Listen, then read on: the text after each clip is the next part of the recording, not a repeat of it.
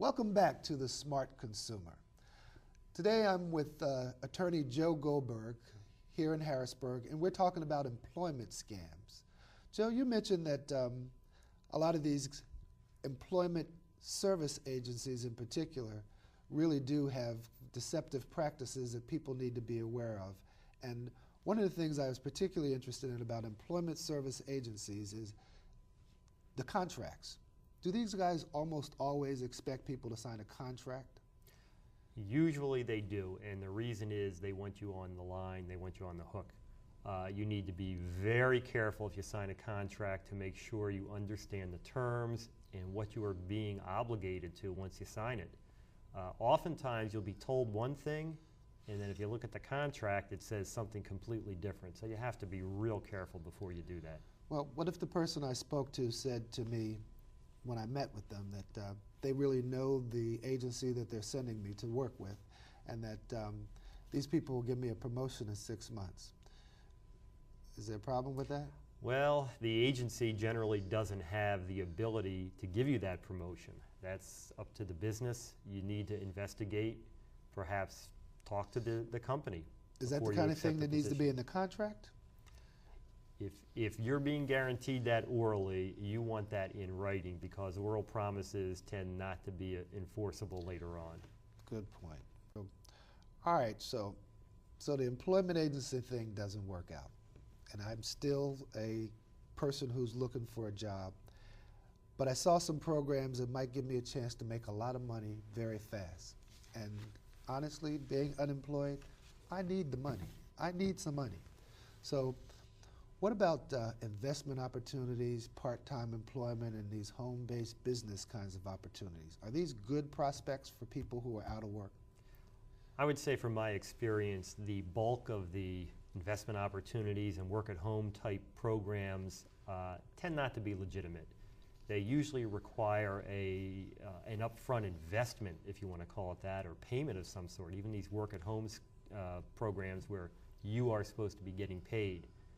You've got to be real wary of those and check them out thoroughly. Well, you know, some of them say, you know, get rich quick. You can make a lot of money if you do this kind of thing. And for a person who is out of work, that's very enticing. Well, anytime you hear that phrase, get rich quick, or make thousands of dollars per week, or never leave your home and become a millionaire, you've got to be skeptical. If those were so good, why isn't everybody else doing those? It's actually not a bad question. So you're saying that you need to get proof of what these guys say, is that right? Absolutely. Ask a lot of questions. Don't be afraid, especially if they're asking you to invest money. You want to make sure that your money's going somewhere where it's safe and it's not going to be ripped off and you're left with nothing. Well, what kind of proof would we look for? What kind of proof would make me be in a position to believe that what they tell me is true? Well, you can check with the Better Business Bureau, for example, for background. You can ask them for references of other people who are using their program or have invested and get testimonial evidence from those people. Well, that's not bad. Well, you know, some of these guys also use Hollywood movie stars to stand up in support of them. And I don't want to name any particular movie stars, but if the movie star says that it's a good thing, shouldn't I believe that it's a good thing? Absolutely not. Most of the time, those people are paid endorsers, and they have no idea whether the program really works or whether it's going to be beneficial to you if you sign up for the program. Do people generally have to buy anything to operate one of these investment programs or work-at-home programs? If it's a legitimate operation or a legitimate work program, generally no.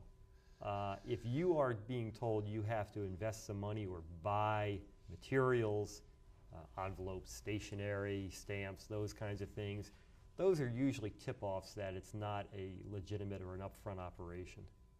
Well, you know, actually one of them I saw said that they would even loan me the money to become an investor in this opportunity. That sounds like a pretty decent idea.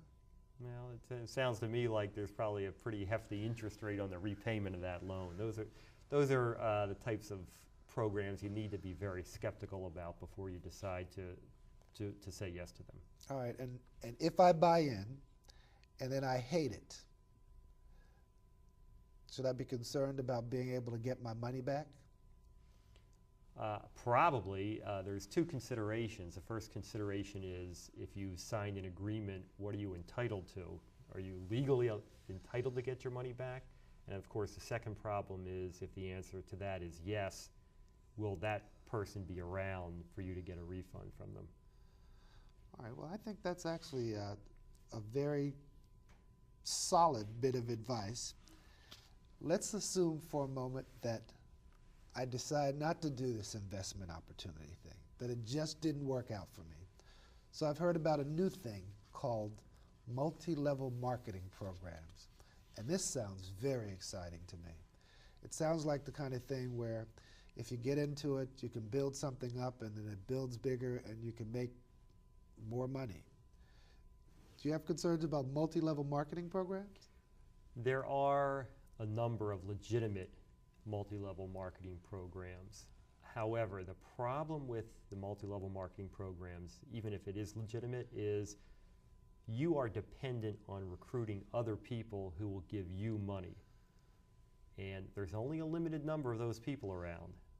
Okay. So it makes it difficult sometimes to really come out successful. You usually end up spending a lot more money than you get out of it. Hold that thought. We will talk more about multi-level marketing programs in just a moment.